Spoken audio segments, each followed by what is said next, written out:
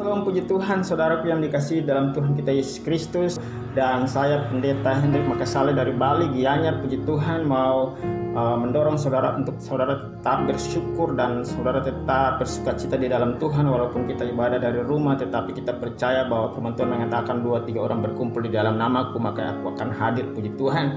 Hari ini saya mau sampaikan firman Tuhan di dalam 1 Petrus pasal yang ke-5 ayat 1-11. Ada beberapa nasihat yang mendasar, ada beberapa nasihat yang pokok dan yang sangat penting dari Rasul Petrus sebagai pemimpin gereja yang Tuhan percayakan di dalam pelayanan dan di dalam penggembalaan. Dia memberikan nasihat kepada kita masa kini sebagai seorang gembala sidang, sebagai seorang penatua, seorang pemimpin kaum muda, atau orang-orang yang terpanggil melayani di dalam bidang penggembalaan. Puji Tuhan, hari ini ada 3 hal yang sangat penting yang akan saya bagikan. Yang pertama itu nasihat dari Rasul Petrus kepada para gembala sidang, kepada para penatua, dan kepada setiap orang yang terpanggil di dalam bidang pelayanan. Yang kedua ialah nasihat kepada anak-anak muda, dan yang terakhir itu nasihat kepada semua jemaat. Puji Tuhan. Hari ini saya mulai dengan nasihat yang pertama kepada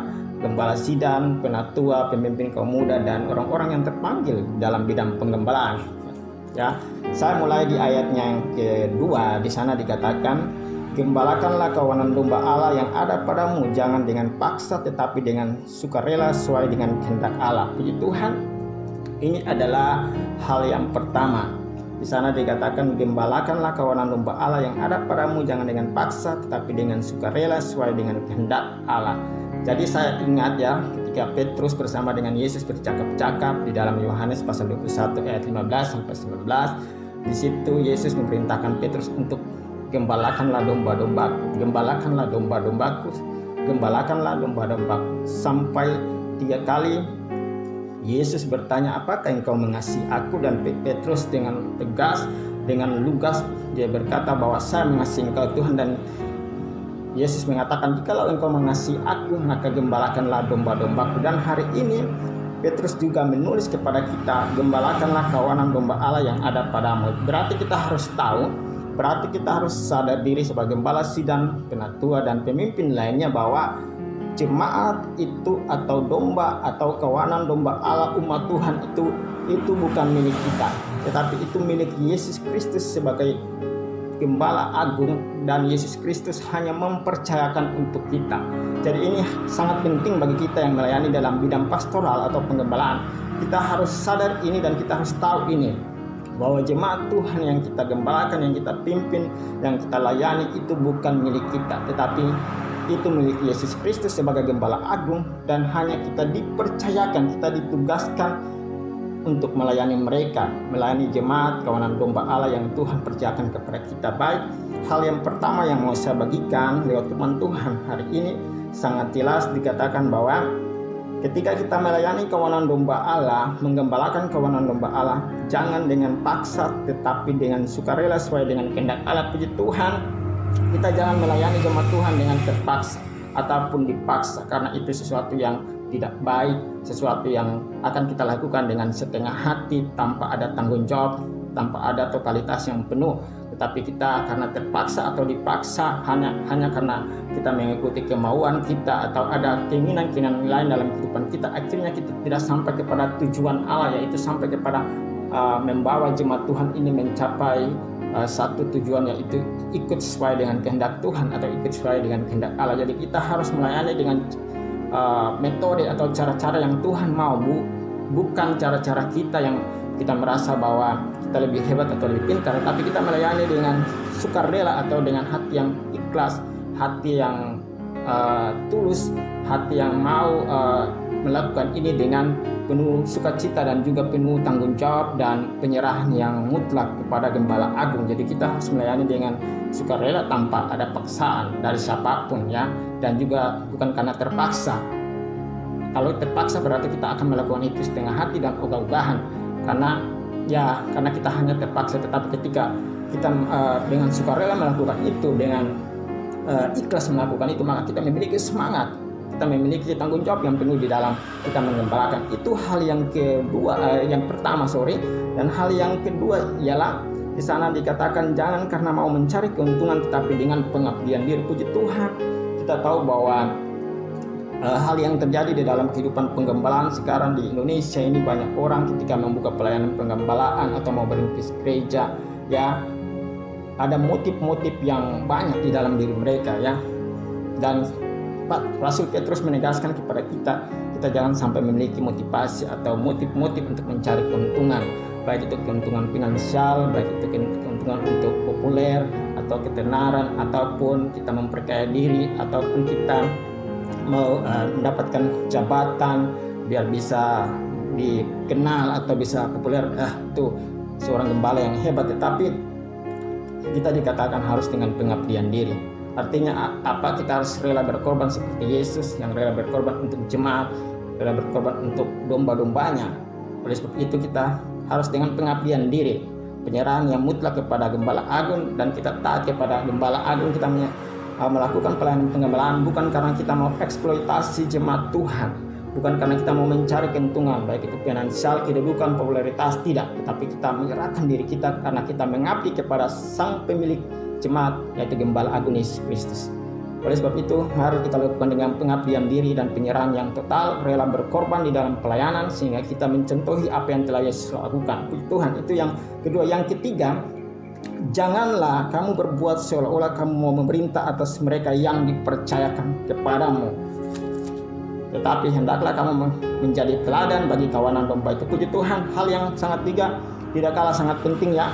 Firman Tuhan mengatakan bahwa jangan kita mau memerintah atas mereka yang dipercayakan. Ingat, kita hanya dipercayakan, ya, untuk melayani, untuk menggembalakan, untuk memimpin jemaat Tuhan, domba Tuhan, kawanan domba Allah. Jadi kita jangan merasa hebat, mau berkuasa, mau sok memerintah, mau seperti seorang otoriter yang semena-mena berbuat di dalam penggembalaan kita, tetapi kita harus menjadi teladan, menjadi contoh, menjadi panutan, menjadi model, menjadi ensampel di dalam pelayanan penggembalaan sehingga pelayanan kita menjadi berkat bagi jemaat Tuhan. Dan kita jangan berkuasa semena-mena menjadi bos, mau ngebos di dalam pelayanan kita, tetapi kita benar-benar mencontohi Kristus yang adalah seorang yang rendah hati, seorang yang benar-benar berkorban di dalam pelayanan kepada jemaat Tuhan dan kepada setiap orang yang kita layani. Kita harus benar-benar menjadi teladan, menjadi contoh di dalam kehidupan pelayanan kita sehingga kita menjadi berkat. Puji Tuhan. Itu 3 hal yang penting dari nasihat Rasul Petrus kepada gembala sidang, kepada pendeta maupun kepada penatua, dan kepada setiap orang yang mau menggembalakan. Lalu nasihat yang kedua yaitu kepada kaum muda, ya. Di sana dikatakan bahwa di ayatnya yang kelima, di sana dikatakan, demikian jugalah kamu, hai orang-orang muda, tunduklah kepada orang-orang tua, dan kamu semua rendahkanlah dirimu seorang terhadap yang lain, sebab Allah menentang orang-orang yang congkak tetapi mengasihani orang-orang yang rendah hati. Karena itu rendahkanlah dirimu di bawah tangan Tuhan yang kuat supaya kamu ditinggikannya pada waktunya. Puji Tuhan.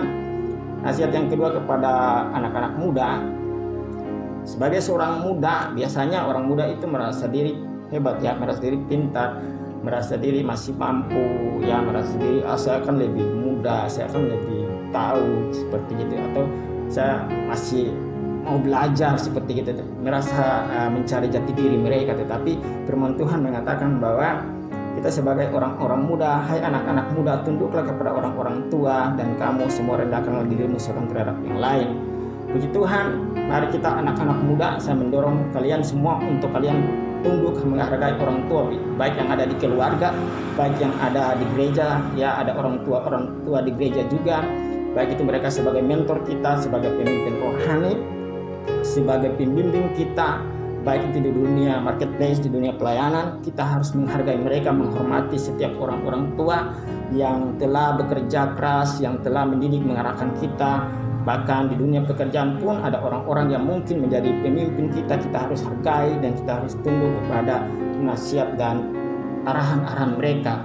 Yang menjadi pertanyaan mungkin ya, apakah kalau orang tua atau pemimpin rohani kita ataupun pemimpin sekuler kita, mereka mau untuk melakukan suatu hal kepada kita dalam arti di luar konteks firman Tuhan, dan mereka mengajak kita untuk melakukan suatu hal yang tidak sesuai dengan prinsip kebenaran Tuhan, apakah kita masih tetap tunduk atau tidak? Ketundukan di sini dimaksudkan ialah ketundukan kepada orang tua itu yang selalu berprinsip kepada firman Tuhan.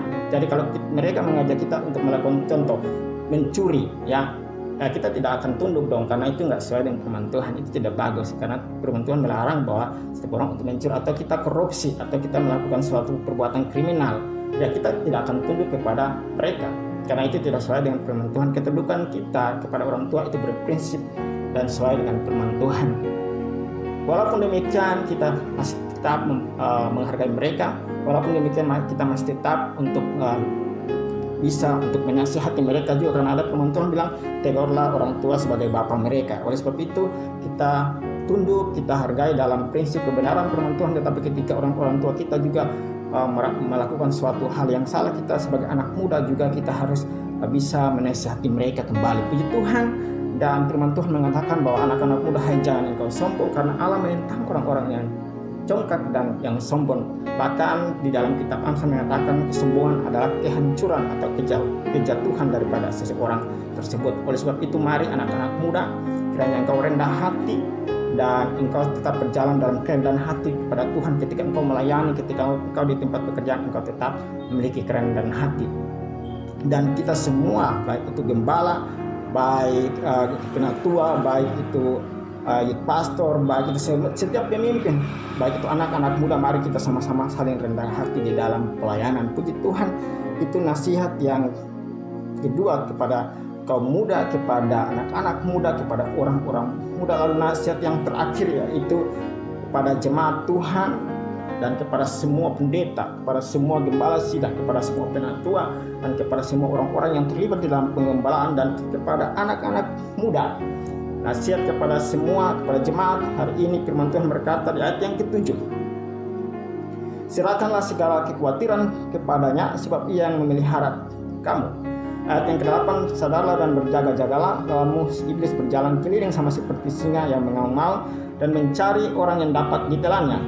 Ayat yang ke-9, lawanlah dia dengan iman yang teguh, sebab kamu tahu bahwa semua saudaramu di seluruh dunia menanggung penderitaan yang sama. Puji Tuhan, ini nasihat yang luar biasa kepada kita semua, karena kita tahu bahwa pada akhir-akhir ini ada wabah virus COVID-19 yang merajalela di berbagai belahan dunia, bahkan di Indonesia, bahkan di seluruh dunia.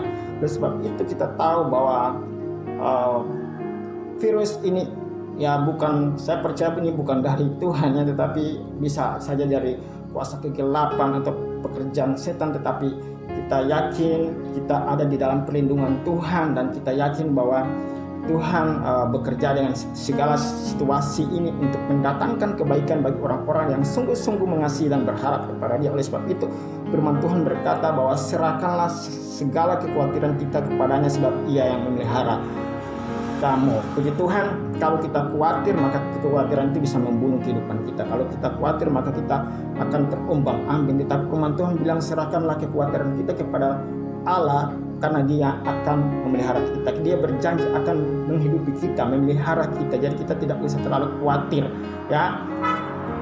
Karena Tuhan berkata bahwa burung di udara Tuhan pelihara, bunga di padang Tuhan dandani. Terlebih kita anak-anak Tuhan, kita jangan khawatir, tapi kita menyerahkan dan kita percaya bahwa Tuhan yang kita sembah, Allah yang hidup, Dialah Jehovah Jireh yang menyediakan bagi kita untuk setiap kebutuhan hidup kita, baik di dalam pelayanan, pekerjaan, maupun di dalam seluruh kehidupan aktivitas hidup kita. Itu yang pertama. Lalu yang kedua dikatakan, sadarlah dan berjaga-jagalah, lawan musuh iblis berjalan keliling sama seperti singa yang mengaum-ngaum dan mencari orang yang dapat ditelannya. Lawanlah dia dengan iman yang teguh, sebab kamu tahu bahwa semua saudara di seluruh dunia menanggung penderitaan yang sama. Puji Tuhan, musuh kita bukan saudara semana, musuh kita bukan orang-orang yang ada di dunia ini, musuh kita bukan pemimpin rohani kita, musuh kita bukan pemimpin atau bos kita, tetapi firman Tuhan mengatakan musuh kita ialah iblis. musuh kita ialah si jahat, musuh kita ialah setan. Oleh sebab itu kita harus waspada, kita harus hati-hati, kita harus antisipasi.